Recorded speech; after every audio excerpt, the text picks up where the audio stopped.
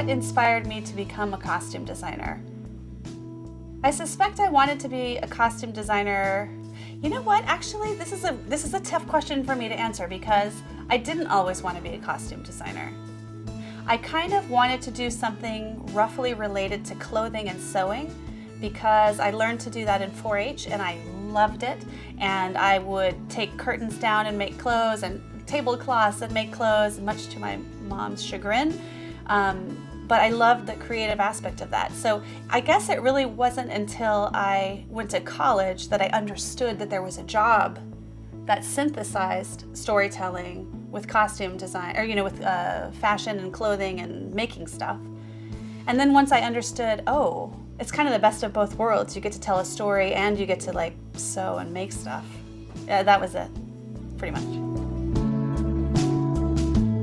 My first job was as a costume PA on the movie Hudson Hawk with Marilyn Vance. And I just saw her upstairs and it was so fabulous to reconnect.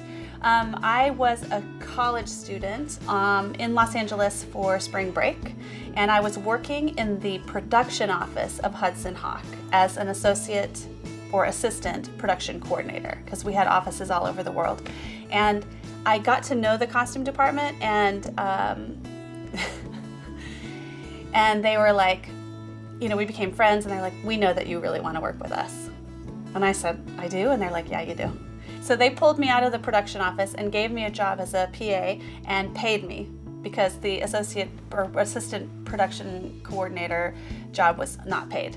So they gave me a raise and a title and some money, and that's it. I mean, it was awesome. And I bought Bruce Willis's underpants, and then I had to return them because they were the wrong kind of underpants.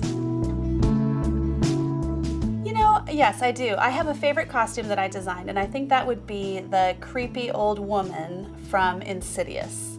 Insidious was a difficult movie to make because I did it for free and we had no money to do it. Our whole budget for Insidious was $10,000, and she needed to be a Victorian woman, but it's a man.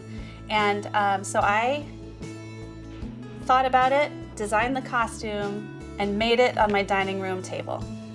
The whole thing, all the layers, all of the everything, myself with my own hands.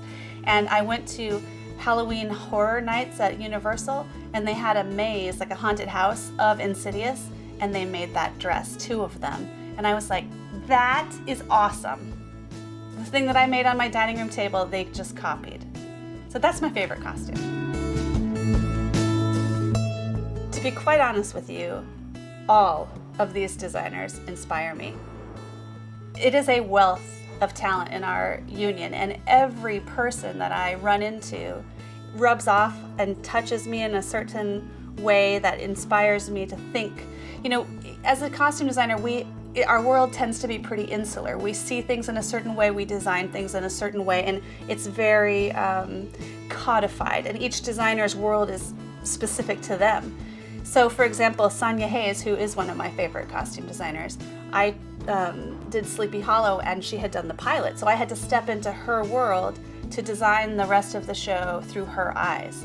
So it's such a learning experience and so beautiful to be able to see the world through somebody else's eyes. And so right now I'm just going to say Sonia Hayes is my favorite costume designer. If I wasn't a costume designer, I would probably be teaching sewing or art or something like that. I enjoy teaching, and that comes pretty naturally to me. But if I could start all over and do something, I would be a forensic detective. That is like my dream job.